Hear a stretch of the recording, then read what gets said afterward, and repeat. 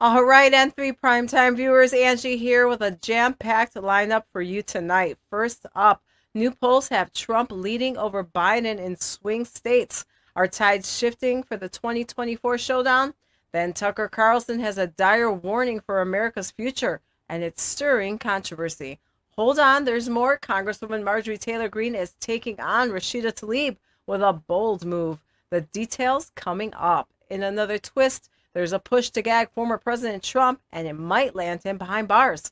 And finally, Israel's shocking strategy involving Hamas tunnels. We dive into the facts. Stick around for our comment section where we spotlight your thoughts. And do not miss the Looking at You segment where we're revealing a major game changer causing waves. Gary's got it all ready for you, so let's dive in. Over to you, Gary. Good evening, America. Gary Franchi here with N3 Primetime. Tonight, we dive deep into stories that matter most to you, to your family, and to our great nation. From surprising poll numbers to geopolitical tensions abroad and, of course, threats to our First Amendment rights here at home. We're sifting through the noise to bring you the truth, because in the end, it's about understanding the moves on the global chessboard and ensuring our republic's future remains secure. And speaking of secure futures, let me ask you this. If our country's leaders can't seem to get a grip on our future, shouldn't you take control of yours? Think of it as building a fortress not with bricks or mortar, but with precious metals like gold and silver. And who better to guide you than Noble Gold Investments? Actual customers say the staff was there for me, answering my questions, no pushy sales, just guidance. Now that's the kind of expertise we all need in these uncertain times. Plus, for those looking to start, they're offering a free 5-ounce silver America the Beautiful coin for qualified accounts. So go to nextnewsgold.com, the only gold company that I'd recommend. Angie, you've been busy today. What's on the agenda for tonight's episode?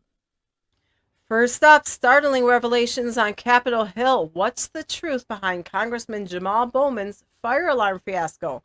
Meanwhile, eyebrows are raised as the RNC greenlights NBC to host the GOP debate, with some unpredictable moderators on deck. And on the tech front, AI is about to get a massive boost in our federal operations. But at what cost? Over in the Big Apple, immigration issues hit fever pitch, pushing Mayor Adams to sound the alarm.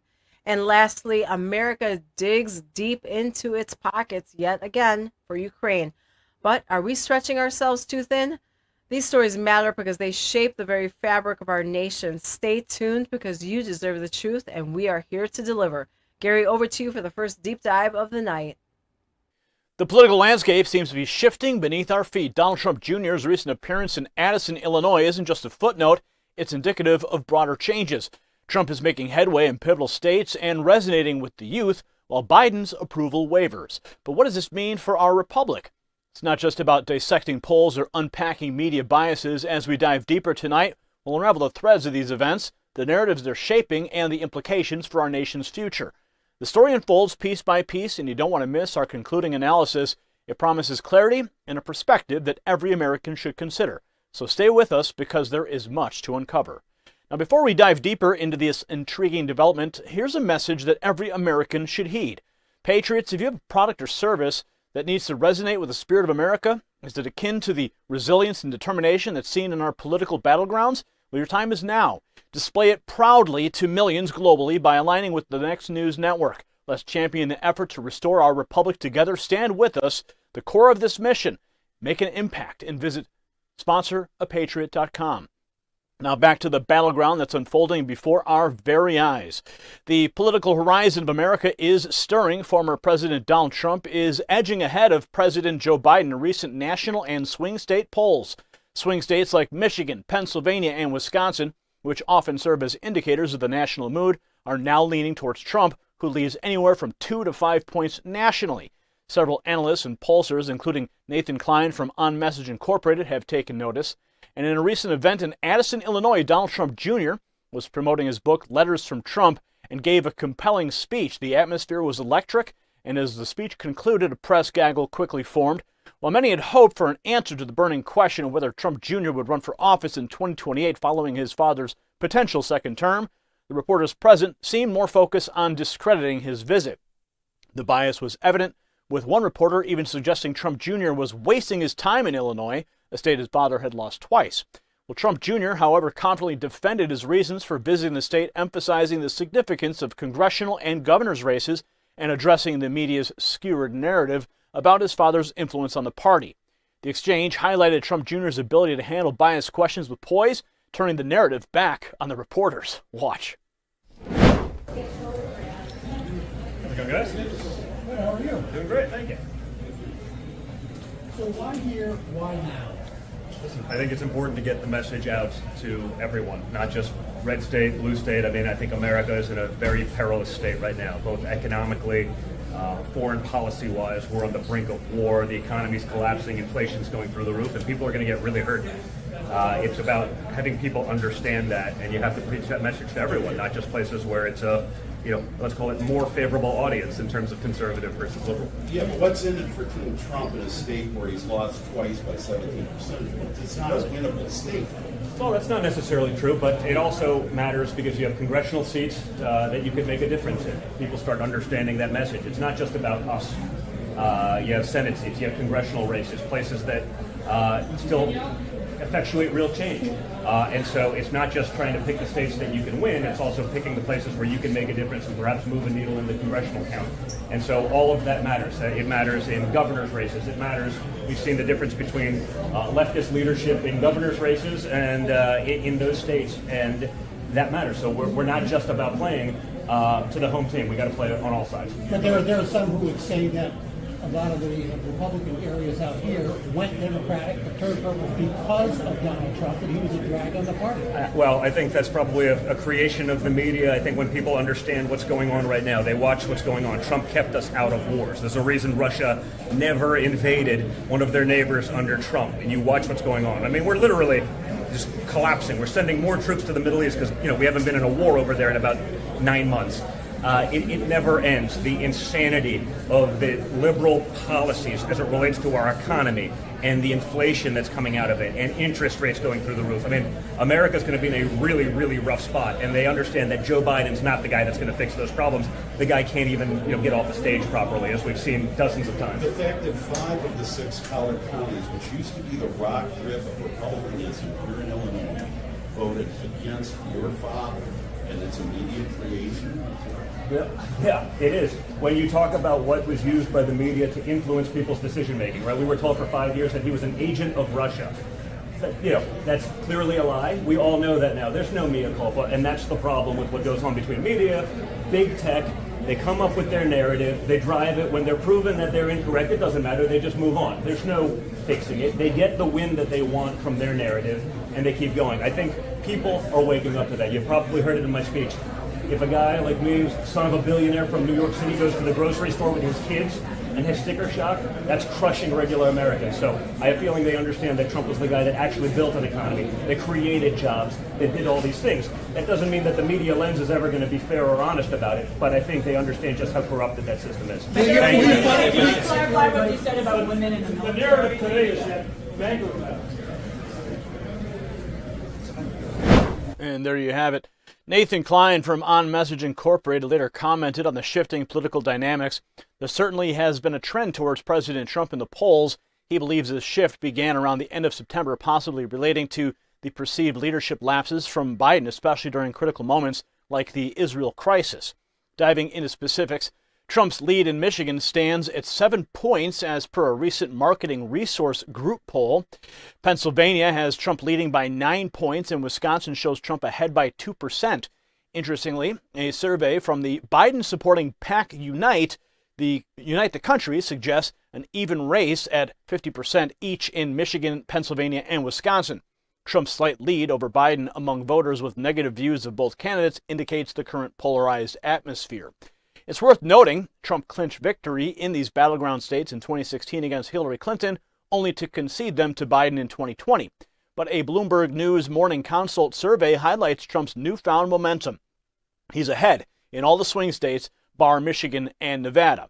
Robert Colley from Trafalgar Group sees this trend as a reflection of the American sentiment souring on Biden, especially given the Hamas attacks on Israel and the persistent economic challenges faced by the average American. He asserts it's been a growing trend. Now, Trump isn't just leading Biden, he's also gaining traction among the youth. An Emerson College poll showed Trump ahead of Biden by 2 points among 18 to 29-year-olds and 11 points among 30 to 39-year-old voters. However, Kyle Kondik, a nonpartisan polling analyst, advises caution. He says while polls may seem favorable for Trump now, the actual election scenario could be different. He pinpoints the country's division and suggests we should anticipate a close contest. John McHenry echoes this sentiment, focusing on voters' current dissatisfaction. He believes economic concerns are driving swing states towards Trump, yet he too warns that it's premature to see this as a 2024 forecast. But where does this leave the primary race? Well, Real Clear Politics suggests that Trump and Biden are solidly leading their parties by 47 points and 61 points, respectively. While some polls point this potential general election matchup as dead even, others show Biden marginally ahead. Biden is reportedly tied with Trump in Michigan at 41% and has a 1-point lead in Pennsylvania. However, the most telling figure might come from within Biden's camp. A recent Gallup poll revealed a dip in the Democrats' approval of Biden by 11 points, hitting an all-time low during his tenure. This decline is attributed to internal disagreements within the Democrat Party and Biden's stance on Israel following the tragic Hamas terror attack. His overall approval also suffered, sliding from 41% to 37% within a month. Independents' approval dropped by 4%, and Republican approval remained consistently low. Meanwhile, a recent NBC poll showed more than half of Democrat voters want somebody other than Biden on the Democrat ticket in next year's election. Watch. One big area, no surprise, it is the economy. Look at this contrast. This is April of 21, months after Biden took office. Nearly half the country was satisfied with where the economy was then. Now, barely 1 in 4 Americans satisfied with the economy. There's also this. We found an enthusiasm gap between the two parties. We asked folks on a scale of 1 to 10, how enthusiastic are you about the presidential election? And you can see Republican to Democrat, there is a gap right there. Where's the lag for Democrats? We found a couple places. Non-white voters, you can see significantly less enthusiastic than white voters. And then how about this age gap? The youngest group of voters who Democrats have been trying to get excited and motivated, a nearly 50-point gap there. So really an uphill battle to try to make sure voters don't stay home if you're Democrats. Yeah, that's it. And the problem for Democrats, too, the lack of enthusiasm about the election, there's clearly a lack of enthusiasm about the president himself, because we asked primary voters on the Democratic side, do you want options next year besides Biden? 59% said yes, they do. This is not a normal number for an incumbent. We asked the same question a year before Donald Trump sought re-election of Republicans. Only 37% wanted more choices then. That's a very high number. Yeah, this is like the inverse of each other, these two numbers. Exactly. Yeah. And so it raises the question, too, what else concerns Democrats? And I think this gets to sort of the elephant in the room here.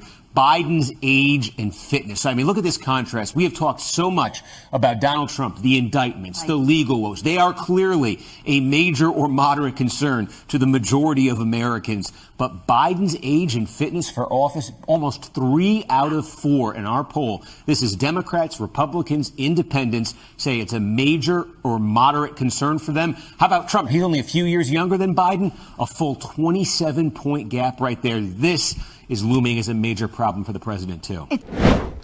So, America, here's why this matters. Our republic stands at a crossroads. These numbers, more than just digits, reflect our nation's pulse. They indicate unrest, a yearning for change, or at least something different than the current trajectory. As 2024 looms, it's not just about Trump or Biden, it's about our republic's future direction.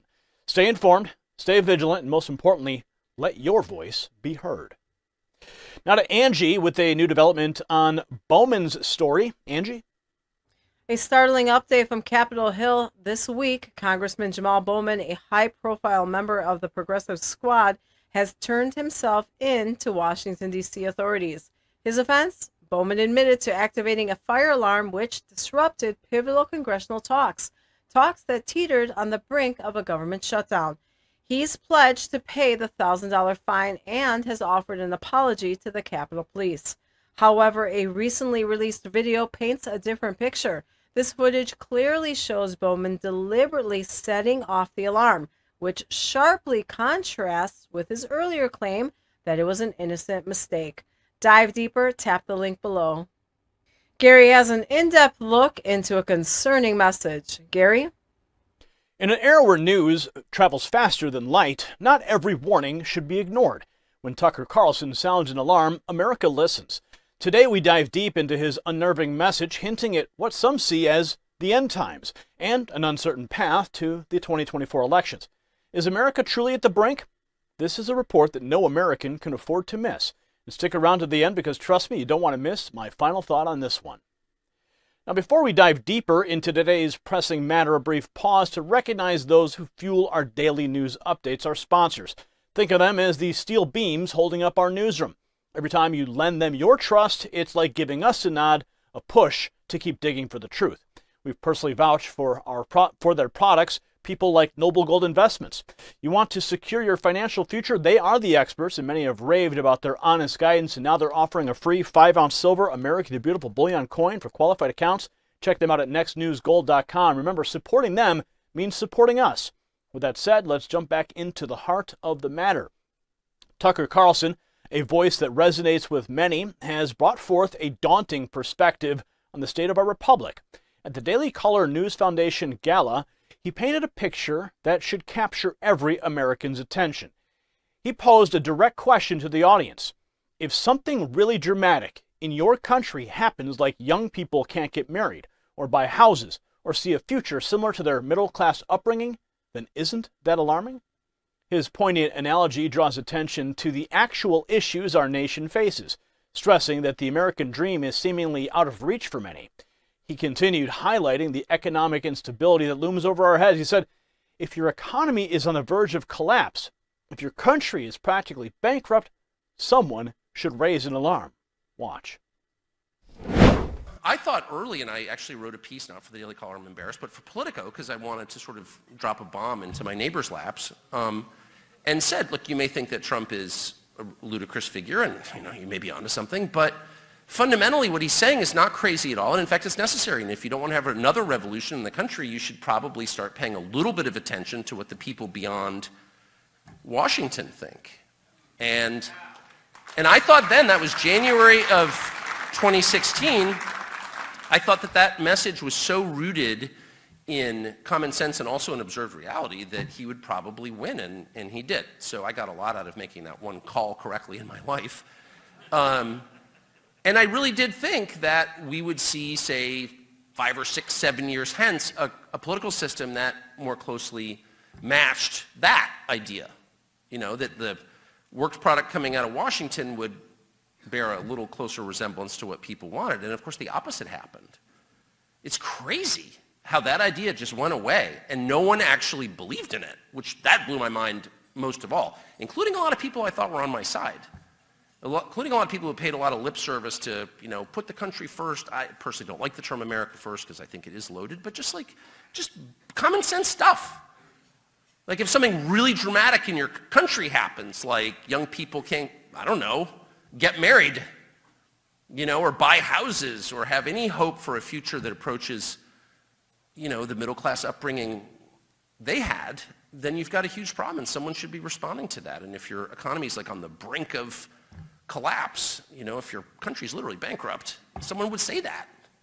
And if food inflation gets so crazy that, people are actually complaining about it, at least where I live. I spend a lot of the year in rural Maine. That doesn't make me an expert on the people or anything. I'm fundamentally a rich kid, obviously.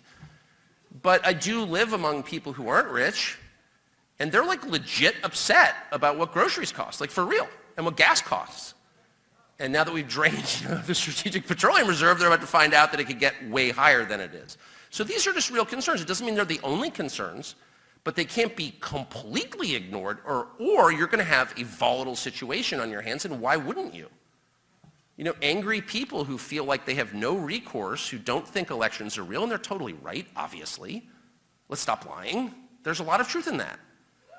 And those people are, they have real grievances, legit grievances.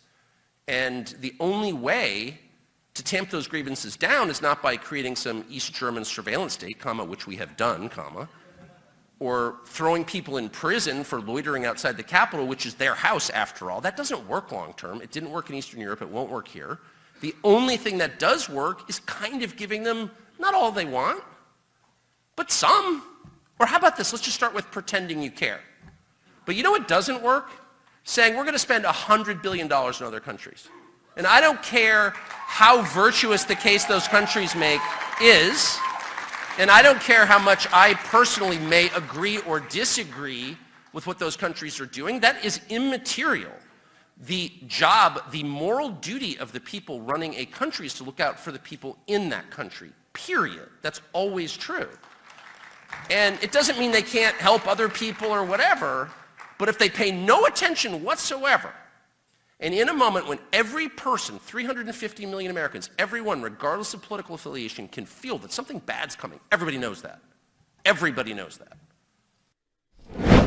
There's a palpable tension. Americans, all 350 million of us, irrespective of our political leanings, feel an undercurrent of something unsettling on the horizon.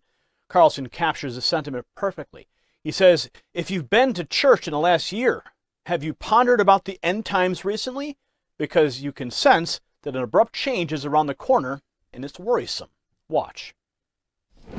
If you've been to church once in the last year, have you thought about the end times recently? Yes, you have. I'm serious.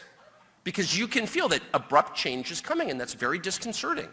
And so rather than reassure people that, we kind of got your back a little bit, by the way, we're going to spend $100 billion on other people, other than the border security part, is purely designed to make it easier for more people to come here illegitimately.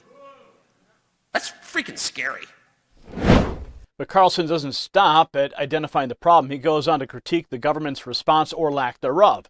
In a stark observation, he pointed out that there's a growing sentiment that the government seems more invested overseas than in the welfare of its own citizens. He said the moral duty of those running a country is to prioritize its people. He also touched on the issue of societal fractures, saying that the country is becoming less cohesive due to its policies. Quote, at the same moment that our societal fabric is deteriorating, we've brought in millions of people here primarily for economic benefits. While they aren't the problem per se, their persistence doesn't enhance our unity. Watch. But I don't know a single Israeli, and I say this as a compliment from my heart, I don't know a single Israeli who would jeopardize his own country's economy or safety for another nation. Because they care about their nation. Like, what the hell? I'm saying this as a compliment. But why would we do that? And when I see leaders on the left and right call for refugees from Gaza to be imported here, they're too dangerous for other countries, but we should take them? What are you saying? What are you saying about how you feel about my country? You're saying you consider it a trash bin. Throw the refuse there. No one else wants to deal with it. America will deal with it. Well, how about no? How about anyone who even suggests something like that? Speaking of a betrayal of your country, that's just telling me everything I need to know about how you feel about the United States of America. And I'm disgusted by it. Did you even think something like that? Really? And yet that is considered like kind of within bounds. And I notice there's a few Republicans who are like, well, that could happen, and we're going to pass legislation preemptively to make sure it doesn't. It's like, why would we even have that conversation? That is truly nuts. It's nuts. And more than anything, it's revealing of an attitude that is poisonous and that everyone else in the country can feel. They know it. And again, don't look to me because I live in my family summer house. I'm not pretending to be, what J.D. Vance actually is, which is a son of middle America, of working America. I'm not. But I try to observe, and I try to talk to people. I like people. And I can tell you, I can promise you, that the level of resentment toward those attitudes is extremely high. It's extremely high. And it absolutely should be. Earlier at a Wilmington, Delaware event, Carlson shifted the conversation to the 2024 presidential election. He gave a forewarning, emphasizing the fragile state of the establishment and the unpredictability of the political landscape. While there's been considerable pressure and legal challenges against former President Donald Trump, the current president, Joe Biden, isn't faring well in the polls either. Carlson ominously pointed out that they've tried legal means, rather dubious ones, to sideline the competition, yet they're still not leading the race. But it's not just about individual figures. He emphasized the broader stakes. Quote, everything's on the line. The road to November 2024 is unpredictable, filled with unforeseen events. Watch. So they've done everything they can by legal means, which are, in fact, extra legal means, if we're being totally honest, completely third world stuff, to take the opponent out of the race, and they're still losing. So I mean, I don't know what's going to happen. This is not going to be a race between Joe Biden and Donald Trump. I would bet my beloved fishing camp in Maine that is not going to happen. That's not going to happen. So what will happen? Well, I don't know. One of like 400 distinct other possibilities? I mean, I just can't even, pick one. By the way, if it's Gavin Newsom, we all should be very, very concerned. That guy's scary, and I mean it. I mean it, scary. Yeah, but that's a whole separate conversation. But the point is, this will be forced. These issues will be forced soon, like in a year. And the road from here to November of 2024 is going to be filled with developments nobody in this room could foresee. I can promise you that. So it's about to get very serious, for sure. It's only leadership of the world at stake, which is also, by the way, we now know, the most lucrative possible political franchise in human history. So everything's at stake. What wouldn't they do? What haven't they done? What might they do next? Let your imagination run wild. So the question, the only one that you can answer is, how will you prepare yourself for that? And because that really is the only question. And I mean, my answers to that in my own life, I'll just tell you what I think. One, be a little bit more serious. Take this seriously. Much as you want to retreat and pretend everything is fine, sit down. It's not fine, okay? Two, maybe if you look across at the people you despise, the small group of people running this country, it is small. It does not represent most people in America. It doesn't represent anything close to a majority at all. Again, just to restate, Donald Trump, who is hated as a blood enemy by over 40% of the population, and who's been attacked in ways that no political figure's ever been attacked in the West, is beating the incumbent president, okay? I'm not sure that's entirely an endorsement of Trump. To some extent it is, and his empathy, that's real. But it's also a sign of revulsion, deep dissatisfaction with what we're doing. So most people are not on board with this. But the people who are responsible for it are the most dishonest, the most ruthless, the most anti-human group I've ever dealt with. And I spent 35 years living in Washington. I don't even recognize these people and what they're doing. I really don't. It's so dark. They're doing things that can't even, on an academic level, conceivably help the United States or the population that lives here. Letting in 7 million people from the poorest countries in the world illegally, and then immediately putting them all on public benefits? I mean, that right there will destroy the country. And they did that on purpose. So these are really, really dark people, the darkest. So I need to be the opposite of that. And I'm not a super good person. The last thing I would do is claim to be. But this is the moment to try a little harder to be a little bit better. This is not the moment to be drunk all the time. This is not the moment to tell lies. As they go lower, go higher. And there are many reasons for this. And one is spiritual. I'll just be totally honest. I do think this is a spiritual battle. There's no political explanation for it whatsoever.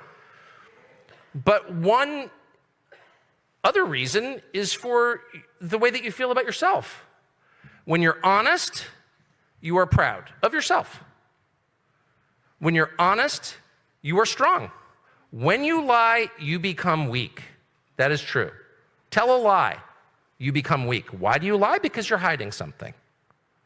Because you believe that the people around you knew what you really thought or said or did, they would think less of you. That diminishes you. Your power ebbs when you lie. Tell the truth. The air seems thick with uncertainty. Radio talk show host Hugh Hewitt has drawn parallels between the current political climate and that of 1968. In 68, Lyndon Johnson, after a lackluster win, declared he wouldn't run for re-election. Hewitt postulates that Biden might do the same, especially with controversy surrounding his family and other business transactions. Watch. In his 80s. So why would an 82-year-old Joe Biden be the right person for the most important job in the world? Because I've acquired a hell of a lot of wisdom. I know more than the vast majority of people. I'm more experienced than anybody's ever run for the office. There's a lot of roadblocks here. And look, everyone sees his age, and everyone sees the question of, can he really go a second term here? Some doubts in Democratic circles. Here's the Wall Street Journal, though. Biden faces rough month as debt talks, potential border surge loom. Following the campaign launch, Mr. Biden's team declined to release his initial fundraising totals. People familiar with the early fundraising said the president didn't surpass the amount raised during the first 24 hours of Mr. Biden's 2020 campaign, when he brought in $6.3 million from about 97,000 donors, his campaign said at the time. Back with the panel. We don't know. It's one poll, but it seems to track with others, Hugh. It does. Gallup came in at 38% approval, so the ABC Washington Post poll 36 does not sound like an outlier. You got the money quote. It's the one I had written down. I have a hell of a lot of wisdom, and I know more than the vast majority of people. That's not how one runs for the presidency.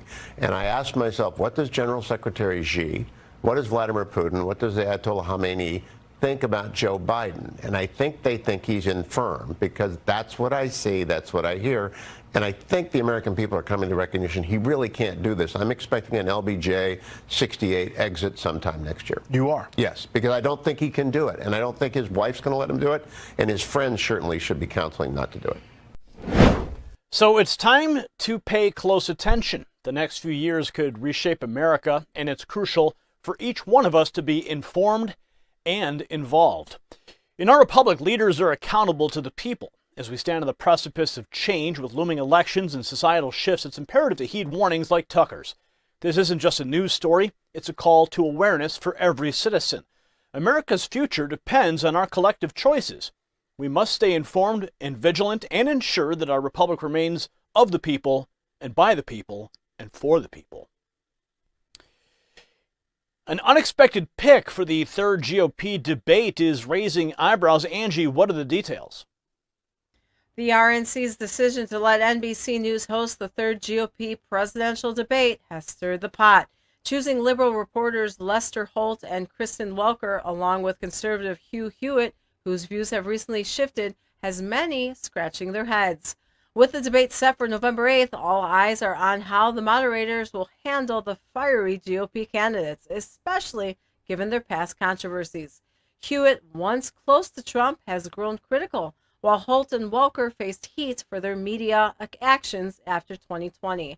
With strict RNC rules in place, there's uncertainty about which candidates will take the stage, especially if Trump, leading significantly in polls, decides to skip. Dive deeper, tap the link below. MTG's latest move is causing a stir. Gary? Now we're diving deep into a significant development on Capitol Hill. Congresswoman Marjorie Taylor Greene is taking bold action, introducing a censure resolution against Rashida Tlaib. What provoked this bold move, and why are even Democrats voicing agreement on the censure? Stay with us for this detailed report, and don't leave before our final thought on why this political turmoil matters immensely to our republic. Now, before we dive deep into the political storm brewing on Capitol Hill, let's not forget the anchors that keep this ship steady. Just as a dedicated athlete never loses sight of their training metrics, our commitment to delivering you top-notch news is unwavering. And it's all thanks to our sponsors. Consider them our coach, guiding us to perform at our peak. Similarly, for those aiming to stay in shape, a new study has underlined the importance of regularly checking your weight. It's a simple act, but it can be transformative. And to aid that journey, I've come across a standout supplement that, with natural ingredients that help manage weight. Get an exclusive 51% off this month only by visiting trimwithgary.com or simply click below this video. Now, with that said, the political arena has been abuzz with Congresswoman Marjorie Taylor Greene's latest move. The representative from Georgia hasn't minced her words when announcing her intent to formally censure Rashida Tlaib, a fellow member of the House and part of the notable squad. Watch. It's a kind of a calming feeling when I think of the Holocaust. I mean, I think it's really important to understand Israel is a racist state. I mean, this is an apartheid system, Ayman. I mean, as they shouted ceasefire, they shouted not in my name. As they shouted never again to Naywan.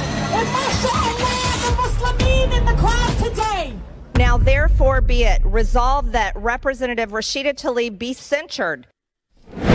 So what is the root of the issue? Tlaib's polarizing comments in defense of Hamas and her subsequent criticism of Israel's military endeavors.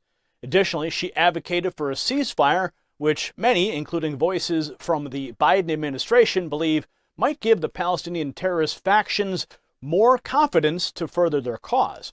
Green's straightforward approach left little room for speculation. She asserted that Tlaib's expressed viewpoints lean heavily towards being anti-Semitic, anti-American, and unequivocally anti-Israel. The hope here is for House Speaker Mike Johnson to prioritize the censure motion, sending a clear message of congressional disapproval regarding Tlaib's contentious statements. Watch. Mr. Speaker, pursuant to Clause 2A1 of Rule 9, I seek recognition to give notice of my intent to raise a question of the privileges of the House.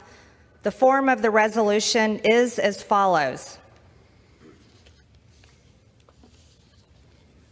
A resolution censuring Representative Rashida Tlaib for anti-Semitic activity, sympathizing with terrorist organizations, and leading an insurrection at the United States Capitol complex.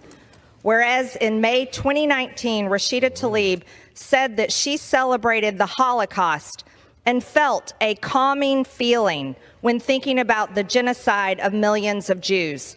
Whereas in 2020, Rashida Tlaib retweeted an illustration with the caption, "From the river to the sea, Palestine will be free." And this Palestine Liberation Organization, PLO slogan, has been adopted by Hamas and calls for the elimination of Israel and death to all Jews. Whereas in September 2022, Rashida Tlaib, as a member of the Congressional Progressive Caucus, displayed her disdain for Israel, saying, "You cannot claim to hold progressive values, yet back Israel's apartheid government." Whereas instead of denouncing the horrors of Hamas, slaughtering Israelis, and demanding the release of all hostages held by Hamas, Rashida Tlaib stated on October 8, 2023, "The path to the future must include lifting the blockade, ending the occupation, and dismantling the apartheid system that creates the suffocating, dehumanizing conditions that can lead to resistance." Whereas Rashida Tlaib exhibited her hatred for America by reposting a message on October 12, 2023, blaming America for allowing the deaths of Palestinian babies at the hands of Israel. Whereas Rashida Tlaib led an insurrection at the United States Capitol complex on October 18, 2023, which put members of Congress, their staffs, and Capitol visitors in danger by shutting down elevators, stairwells, and points of egress while obstructing official business in both the House of Representatives and the Senate, including a Senate Foreign Affairs Committee hearing. Whereas the insurrection led by Rashida Tlaib was organized by Jewish Voice for Peace, which the Anti-Defamation League calls a radical anti-Israel activist group that advocates for a complete economic, cultural, and academic boycott of the state of Israel, and that believes Israeli policies and actions are motivated by deeply rooted Jewish racial chauvinism and religious supremacism. Whereas members of the Southern Poverty Law Center, a far-left nonprofit organization, were present at the insurrection at the Capitol on October 18, 2023. Whereas several insurrectionists at the Capitol belong to a group messaging chat called Global Intifada, which is the Arabic word for rebellion or uprising, and refers to a series of protests and violent riots carried out by Palestinians in Israel during the last century. Whereas by leading an anti-American and anti-Semitic insurrection on October 18, 2023, Rashida Tlaib followed Hezbollah's orders to carry out a day of unprecedented anger following an explosion at a Gazan hospital, lying about Israel's responsibility for the attack, which United States intelligence agencies said was not perpetrated by Israel. And whereas members of Congress who denounce the United States while praising terrorist organizations are unfit to hold office, now therefore be it resolved that Representative Rashida Tlaib be censured. Representative Rashida Tlaib forthwith present herself in the well of the House of Representatives for the pronouncement of censure, and Representative Rashida Tlaib be censured with the public reading of this resolution by the Speaker. I yield back, Mr. Speaker. Wow, that was powerful. I hope it moves forward. But the accusations don't just end at words. The censure motion dives deeper into Tlaib's alleged collaboration, suggesting her association with an extremist anti-Israel faction that supposedly led the insurrection during the recent unauthorized entrance into the Capitol building. Here's more.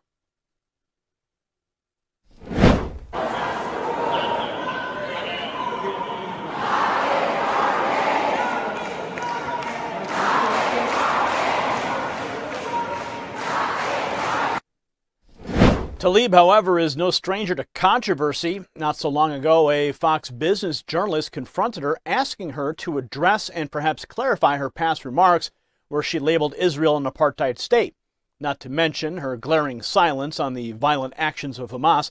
Instead of clarifying a response, Tlaib met the questions with a defiant stare. Watch. Terrorists have cut off babies' heads and burned children alive. Do you support Israel's rights to defend themselves against this brutality? We're just going to go through here. You can't comment about Hamas terrorists chopping off babies' heads?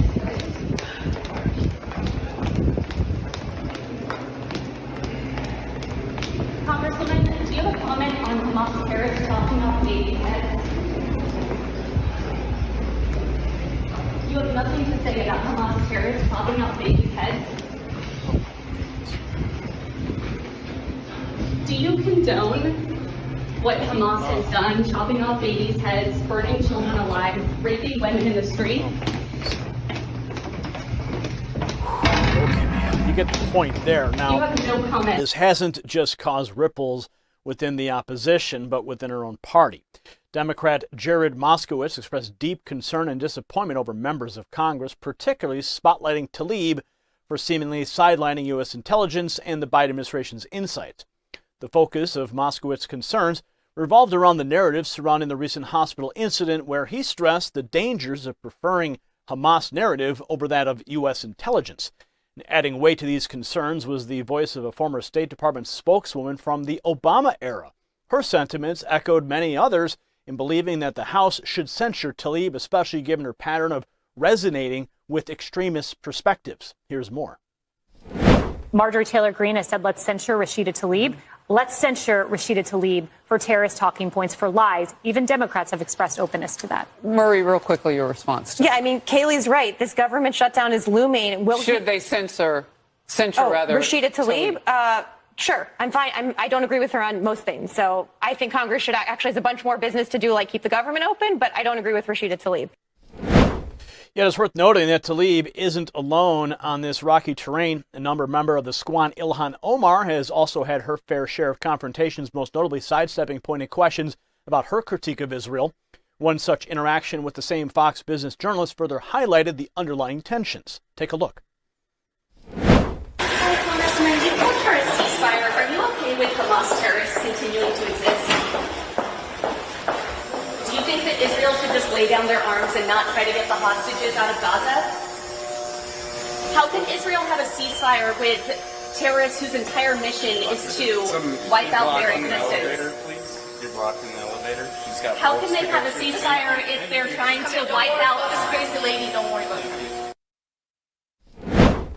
Wow. As we close tonight's report, it's essential to understand the gravity of these unfolding events. It's not just about party politics or individual biases. It's about holding our representatives accountable. Congress members are the voice of the people. And when they take stances or make statements that sow discord or mistrust, it's a disservice to this republic and its citizens.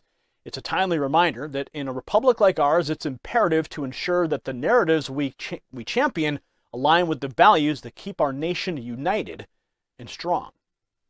Now, over to Angie with a news brief on Biden's new directive. Angie? AI is set to play a larger role in U.S. federal operations. President Biden is preparing an executive order emphasizing how federal agencies might enhance their operations using AI. While this initiative underscores the government's growing trust in AI's potential, it isn't entirely groundbreaking. Trump's 2018 executive order similarly championed the benefits of trustworthy artificial intelligence. Currently, departments such as Education and Treasury are tapping into AI's benefits. Notably, the CIA aims to use AI to sift through vast public data. While AI promises to streamline processes in sectors like healthcare and transportation, concerns arise. The looming order will emphasize national cybersecurity and protecting citizens from any AI mishaps. Dive deeper, tap the link below. For a special report on the ACLU's surprising stance, let's turn to Gary. In an unexpected twist, a household name takes center stage in the defense of free speech. The ACLU, historically opposed to Trump, now stands against Judge Chutkan's gag order. Why? And what does this mean for our republic? It's not just about Trump, it's about the very fabric of our freedoms. As this story unfolds, you'll see how Special Counsel Jack Smith's quest for a tighter grip on Trump's speech might shake the foundational rights that we hold dear. This isn't just news. It's a matter of upholding the principles our republic stands on. Stay with me through every revelation, and trust me, you'll want to hear the final thought at the end. Now, before we dive deeper, I'd like to highlight something crucial. Think of our news broadcasts as a muscular body delivering powerful punches of information. But as age creeps in, our strength can wane. And that's why, including me, trust an innovative product to combat age-related muscle loss. Imagine fortifying your news body with this solution, keeping it robust and reliable. Every time you opt for this product, you're fueling our mission. Get 41% off until stocks last at gainwithgary.com or click more below. Now back to our story. The very foundation of our republic stands on the principles of freedom. Freedom of expression being a cornerstone. This freedom is currently under threat for former President Donald Trump as Special Counsel Jack Smith endeavors to limit what he can say and even suggests jail as a punitive measure should he speak on certain matters. And here's how MSNBC covered the news. Watch this. Special Counsel Jack Smith is urging federal judge Tanya Chutkan to reinstate a gag order against the disgraced, twice impeached, 4 times indicted ex-president Donald Trump. That's after he posted on social media appearing to openly intimidate his former chief of staff, Mark Meadows. Judge Chutkan had imposed a narrow gag order earlier this month in the election interference case, but she put it on hold last week while she considered an appeal from Trump. The ex-president immediately seized on that pause, seeing it as an opportunity to post about Mark Meadows on Truth Social, shown here as evidence in a new court filing by Smith's team. The filing reads, quote, "The defendant has returned to the very sort of targeting that the order prohibits, including attempting to intimidate and influence foreseeable witnesses and commenting on the substance of their testimony." Quote, "For example, on October 24th, 2023, the defendant took to social media to respond to a news report claiming that his former chief of staff, identified in the indictment, had testified in exchange for a grant of immunity. The defendant does not need to explicitly incite harassment or violence in his public statements because he well knows that by publicly targeting perceived adversaries with inflammatory language, he can maintain a plausible deniability while ensuring the desired results. The defendant knows the effect of his targeting and seeks to use it to his strategic advantage while simultaneously disclaiming any responsibility for the very acts he causes." Now first, a bit of background. Judges in the ideal landscape of justice are neutral entities devoid of political bias. But recent actions by Special Counsel Jack Smith suggest otherwise. By pushing Judge Tanya Chutkan to intensify the gag order on Trump, there appears to be an undercurrent of political maneuvering. Rather than upholding the values of a fair trial, it seems Smith seeks to shield his prosecution from public scrutiny. The core question remains, doesn't the public deserve transparency on the evidence presented against Trump? Judge Chutkan had previously laid down a gag order preventing Trump from voicing criticisms towards Smith and his team of prosecutors. While the initial order was temporary, Smith's recent motion indicates a desire to tighten the reins on Trump's speech even further. The stakes? Potential jail time if Trump even breaches the topic of witnesses. Now, there's been no shortage of media attention on this matter. Recently, a video clip showcased Smith's explicit request for the strict gag order. A notable segment from the 32-page motion submitted by Smith captures the essence of his intentions, asking Judge Chutkan to not only maintain but bolster the gag order, setting up what many view as an unwarranted trap for Trump. The allegations are serious. Trump is accused of attempting to prejudice the jury pool with inflammatory comments against citizens, the court, the prosecutors, and potential witnesses. But this narrative is shrouded in contention. Where is the line between free speech and influencing a trial?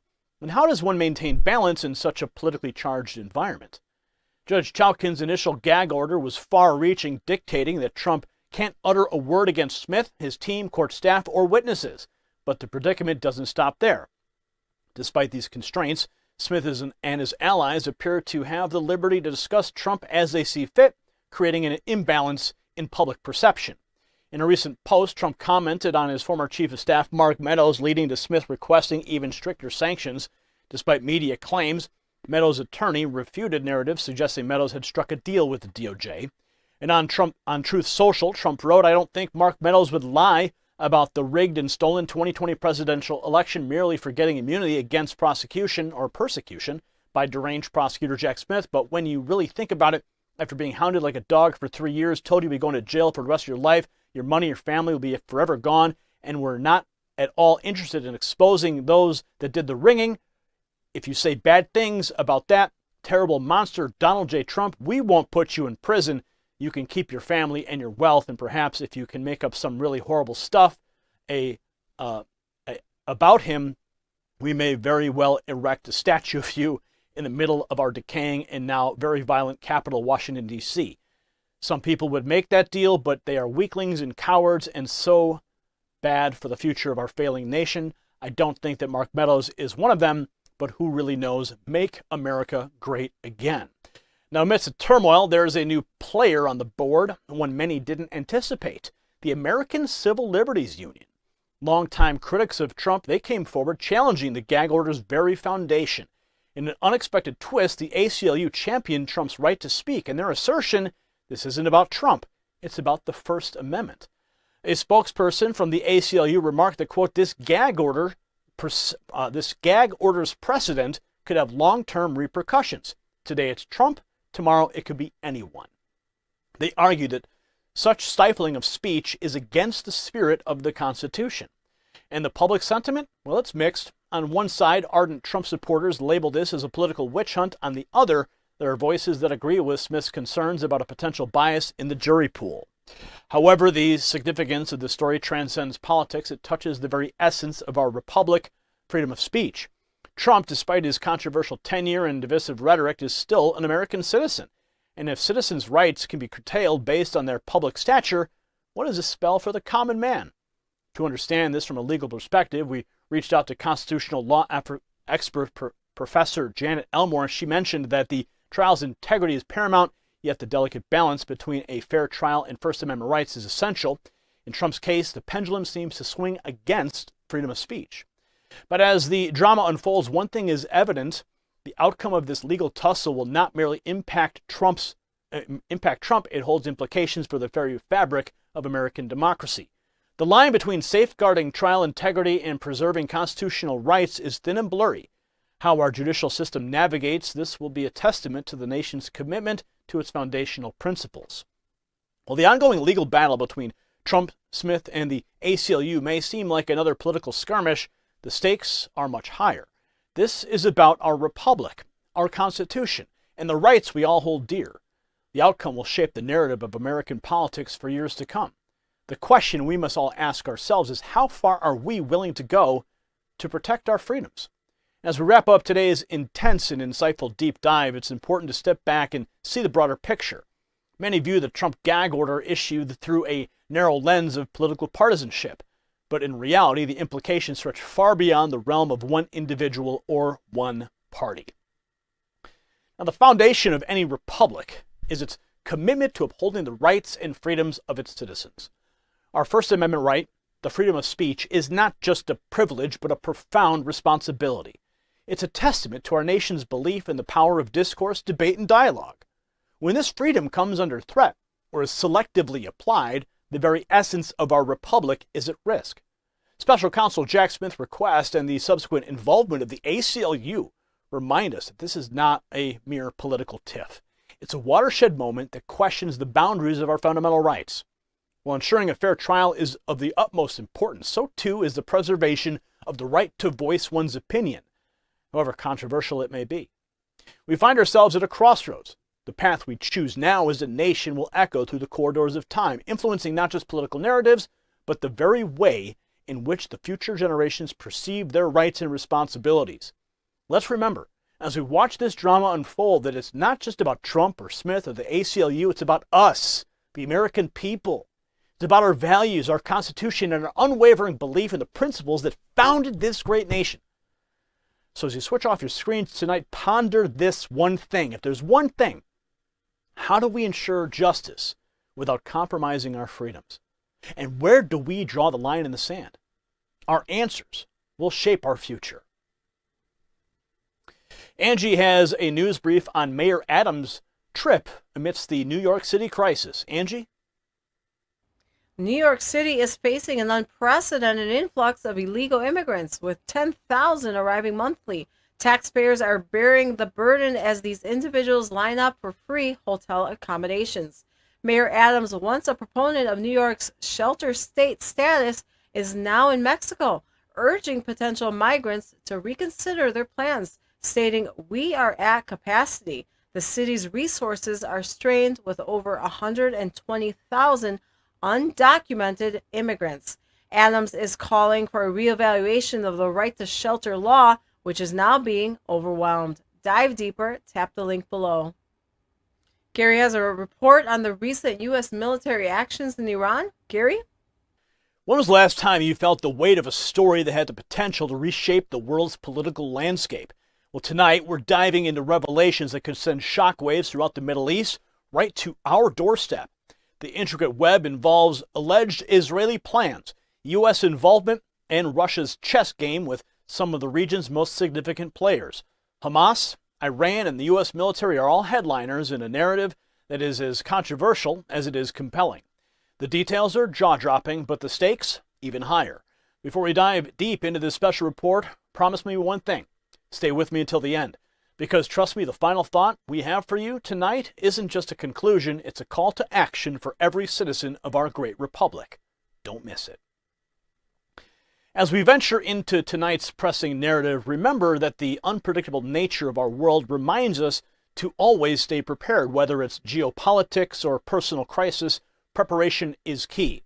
And to support our cause and ensure your family's safety, My Patriot Supply is offering an exclusive 25% discount on their 3-month emergency food kit.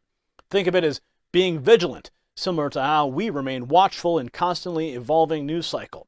Grab this limited time deal for each family member by visiting preparewithgary.com. Remember, in a world of uncertainties, preparation makes all the difference. Now back to our critical coverage. Middle East dynamics have always been intricate, but recent revelations hint at a much larger puzzle unfolding. Israel, it seems, is planning to utilize Hamas underground tunnels in a manner that's causing widespread concern. Reports emerging from the Middle East Eye suggest that there's a strategy in place to use internationally banned nerve gas and chemical weapons within these tunnels. Now, the purpose behind this is not just to incapacitate Hamas, but also carry out a surprise attack on the Gaza Strip. How credible are these allegations? Well, a senior Arab source well acquainted with Palestinian resistance groups states that the expectation is for Israel to flood the Hamas tunnels with nerve gas, all while under the watchful eyes of U.S. Delta Force commandos. The aim, it's believed, is twofold: to penetrate the tunnels, thus saving an estimated 220 hostages, and to eliminate thousands of soldiers from the Hamas al-Qassam brigades. The source even claims that this information comes from a leak within the United States, although its authenticity hasn't been independently verified by Middle East Eye. Now, the concept of surprise seems pivotal to the strategy. If the details are accurate, the nerve gas will paralyze those within the tunnels for up to 12 hours. This window is perceived as an opportunity for forces to rescue hostages and neutralize threats. While these allegations are indeed alarming, they're not the only significant activities in the region. Israeli troops, bolstered by tanks, recently conducted a brief raid on northern Gaza. This operation targeted Hamas fighters and anti-tank equipment, possibly hinting at a larger-scale incursions as the days come ahead. As it stands, Gaza has witnessed 3 Israeli raids since the beginning of the current conflict, with the repercussions being felt deeply among the Palestinian population. Take a look. Well, Israel has carried out a relatively large ground operation overnight in northern Gaza.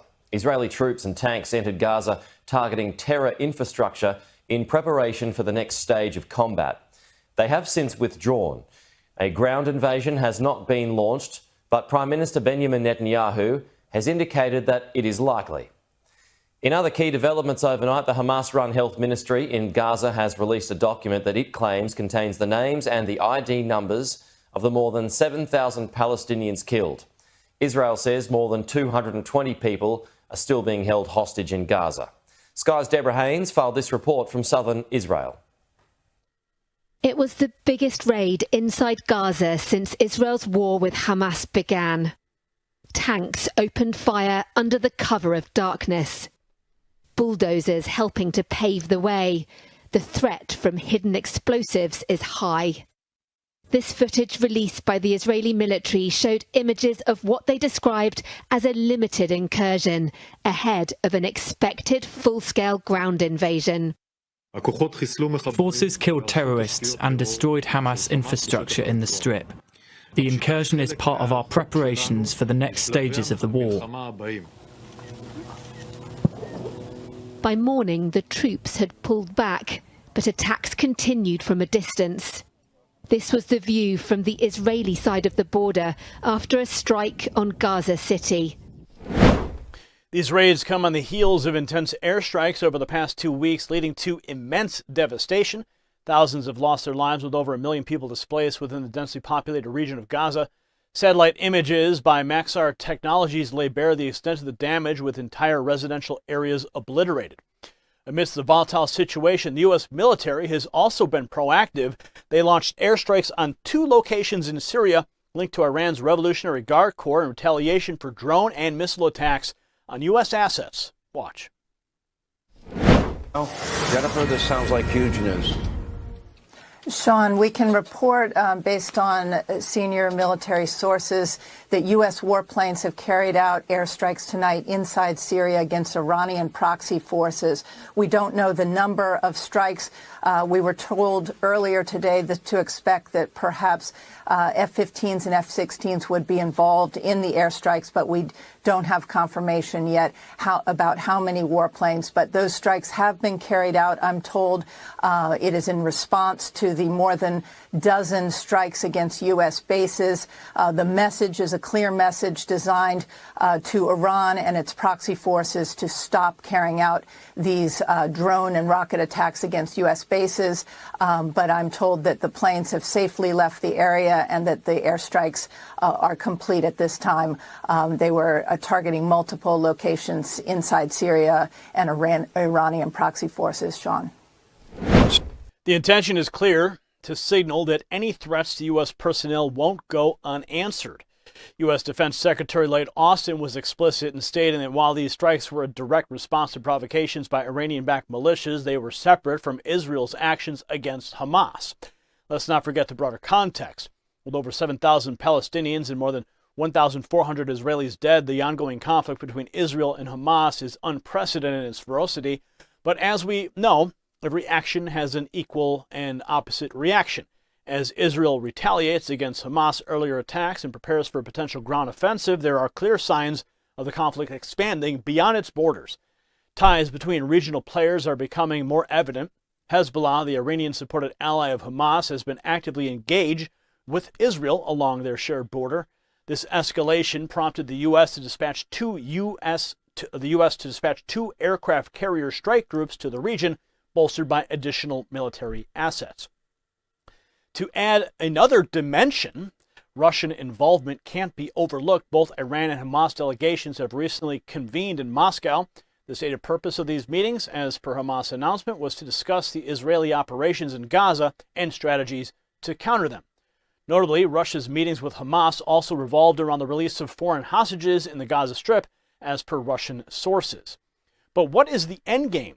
Israel, for its part, seems determined to undermine Hamas' ability to govern or pose a significant threat. Yet they've also indicated no intention of reoccupying Gaza. Benny Gantz, an influential member of Israel's war cabinet, underscored that any ground offensive would be part of a comprehensive long-term strategy spanning multiple areas. It's evident that the geopolitical machinations at play are profound, and the ramifications of the current conflict could shape the Middle East for years to come. Now, the situation remains fluid. As we keep our eyes glued on this evolving narrative, it's crucial to recognize the delicate balance of power in the region and the potential consequences for our great republic. Now, the situation isn't just about distant nations or foreign policies. It's about understanding the intricate fabric of our world as our republic engages in these geopolitical chess games. We must stay informed, aware, and prepared. Every move, every alliance, every airstrike affects the delicate balance of power and peace. And for us, it's crucial to remain vigilant, to ensure our nation's interests, safety, and values are upheld in this volatile landscape. Stay informed, stay prepared, and most importantly, stay united. We're a republic, and together we face the challenges of a rapidly changing world. Angie's up next with details on Biden's substantial Ukraine aid package. Angie? The Biden administration is on the verge of rolling out another military aid package for Ukraine, this time costing American taxpayers $150 million. Expected to be dispatched by next Wednesday, the assistance includes rockets, munitions, and missiles. Among these, the 155-millimeter rounds are particularly noteworthy. These rounds, which Ukraine is vying for, are also in demand by Israel, a significant U.S. ally grappling with threats from Hamas. While the Pentagon tries to assure there are ample rounds for both nations, it raises a pertinent question. Why is America dividing its resources among allies? This move marks the 49th instance of the U.S. supporting Ukraine, pushing the total aid to a whopping $44 billion. As this unfolds, many Republicans urge Biden to focus more on domestic issues. Dive deeper. Tap the link below. That's all the news I have for you tonight. Now back to Gary with your comments from the comments section.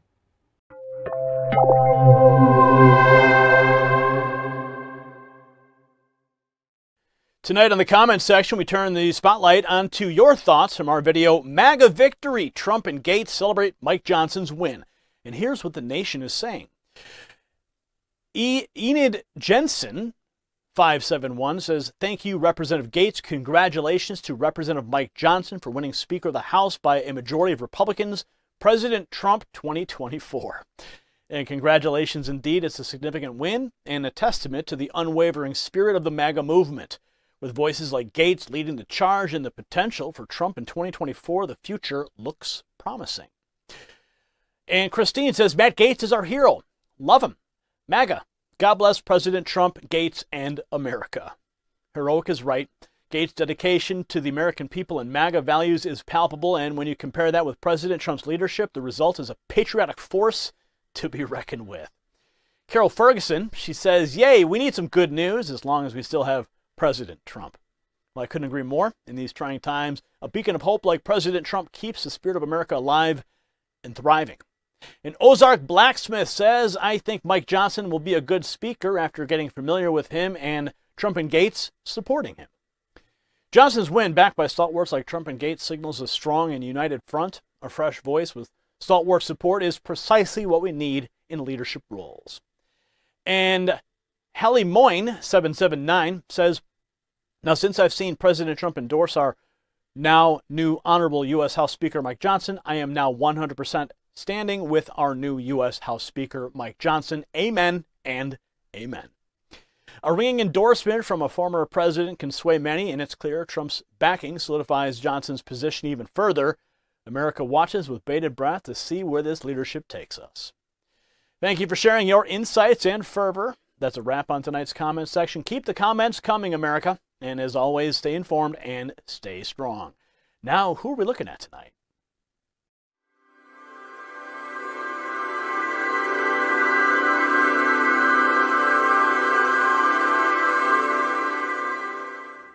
Welcome to tonight's edition of N3 Primetime, looking at you. I'm your host, and tonight we're diving deep into a recent event featuring none other than Donald Trump Jr., son of the 45th president and a major figure in the conservative movement. While Donald Trump Jr. was out in Addison, Illinois, promoting his latest work, Letters from Trump, he faced an eager press armed with their loaded questions. The younger Trump, no stranger to the media spotlight, took it all in stride, countering their assumptions with facts and clarity. Watch. How's it going, guys? Good, how are you? Doing great, thank you. So why here, why now? Listen, I think it's important to get the message out to everyone, not just red state, blue state. I mean, I think America is in a very perilous state right now, both economically, foreign policy-wise. We're on the brink of war. The economy's collapsing. Inflation's going through the roof, and people are going to get really hurt. It's about having people understand that, and you have to preach that message to everyone, not just places where it's a, let's call it more favorable audience in terms of conservative versus liberal. Yeah, but what's in it for Team Trump in a state where he's lost twice by 17%? It's not a winnable state. Well, that's not necessarily true, but it also matters because you have congressional seats that you can make a difference in. People start understanding that message. It's not just about us. You have Senate seats, you have congressional races, places that still effectuate real change. And so it's not just trying to pick the states that you can win, it's also picking the places where you can make a difference and perhaps move a needle in the congressional count.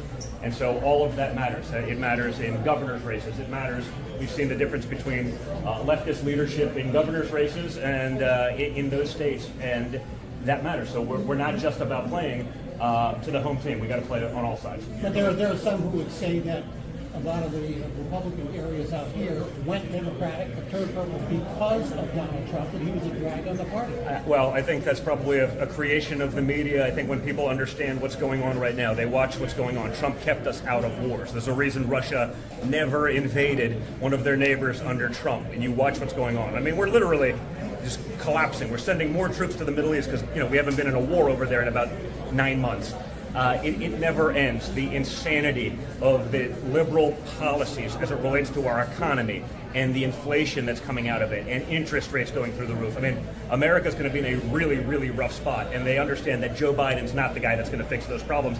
The guy can't even get off the stage properly, as we've seen dozens of times. The fact that 5 of the 6 collar counties, which used to be the rock rib of Republicanism here in Illinois, voted against your father, and it's a media creation.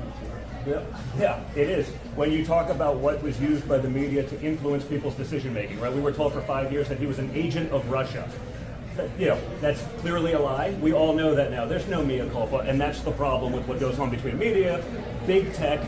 They come up with their narrative, they drive it. When they're proven that they're incorrect, it doesn't matter, they just move on. There's no fixing it. They get the win that they want from their narrative, and they keep going. I think people are waking up to that. You've probably heard it in my speech. If a guy like me, son of a billionaire from New York City, goes to the grocery store with his kids and has sticker shock, that's crushing regular Americans. So I have a feeling they understand that Trump was the guy that actually built an economy, that created jobs, that did all these things. That doesn't mean that the media lens is ever going to be fair or honest about it, but I think they understand just how corrupted that system is. So first off, why Addison, Illinois? It's a question posed by a reporter with a not-so-subtle insinuation that Trump Jr. was wasting his time in a state where his father lost twice. But Donald Jr. pointed out what's crucial to remember. It's not just about the big sweeping presidential victories. It's about reaching every American regardless of state, color. And it's about fighting for the very congressional and Senate seat because every single one matters in the fabric of our republic. Now, let's talk about the media's narrative for a moment. Another reporter tried to corner Trump Jr. with the claim that many Republican areas went Democrat because of his father's influence on the party. However, Trump Jr. swiftly highlighted the media bias. He reminded everyone of the baseless accusations that dogged his father's presidency, like the debunked Russia collusion narrative. And he's not wrong. Time and time again, we've seen the media and big tech construct, push, and benefit from these narratives only to move on without a second thought when they're proven false. Trump Jr. also brought attention to the real-world consequences of the current administration's policies. He spoke of the collapsing economy, rising inflation, and the perilous state of foreign affairs. He alluded to the stability during his father's term, where Trump's policies saw no invasions by Russia and limited military involvement in the Middle East. So why does this matter to you, the American people? Because while the media might get caught up in biased questions and flawed narratives, the reality on the ground affects us all. It affects our wallets, our safety, and the future of our republic. As the younger Trump points out, even he experiences the jolt of increasing prices, a testament to the state of our nation's economy. If a man of his wealth feels it, imagine the impact on the average American family. In the end, the event in Addison serves as a stark reminder that while the media may try to dictate the narrative, the voices of the American people and the facts on the ground tell a very real story. And as always, we'll be here to break it down, ensuring you get the straightforward and honest reporting that you deserve. So thanks for tuning in to Looking at You. Good night, America. And remember, always seek the truth, because it matters. America, tonight we've walked through a range of topics, each echoing a pivotal theme: the state of our nation. Trump's growing popularity in swing states isn't just a numbers game. It underscores Americans' desire for steadfast leadership. Tucker Carlson's poignant speech at the Daily Caller News Foundation Gala reminds us of our core values, now more crucial than ever. The ongoing conflict between Congresswoman Green and Representative Tlaib isn't just political sparring, it signifies the challenge to maintain unity amidst divergent views. Special Counsel Smith's proposed gag order on Trump, contested even by the ACLU, sparks a debate about the boundaries of free speech, our very essence of our republic. Reports on Israel's defense strategies shed light on the increasingly complex geopolitical terrain.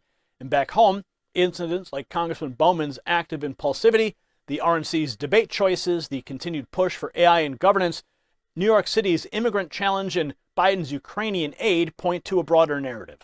These aren't mere isolated events, they're a litmus test of our republic's resilience. As we close tonight, let's reflect. Why do these stories matter?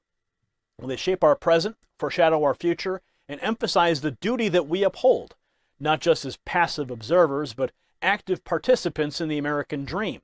Until next time, stay vigilant and keep asking questions.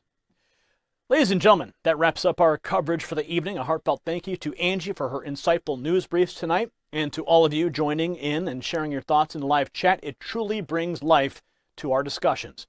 Navigating the ever-changing landscape of our nation can feel a bit like trying to find financial stability in uncertain times. And speaking of that, our appreciation goes out to our sponsor, Noble Gold Investments. Just as we're here to guide you through the complex world of current events, Noble Gold is there to steer you through investing in precious metals. Why continue in financial ambiguity when you can have a trusted partner ready to help? Remember, right now they are offering a free 5-ounce silver America the Beautiful bullion coin for eligible accounts. It's not just about gold and silver. It's about securing a brighter future. So head over to nextnewsgold.com and learn more. Now, before we sign off, remember, your voice, your actions, and your commitment keep America's spirit alive. If our show resonates with you, spread the word and share the link. I'm Gary Franchi, and my aim isn't to shape followers, but to inspire leaders. Good night, America. Have a great weekend, and we'll see you on Monday.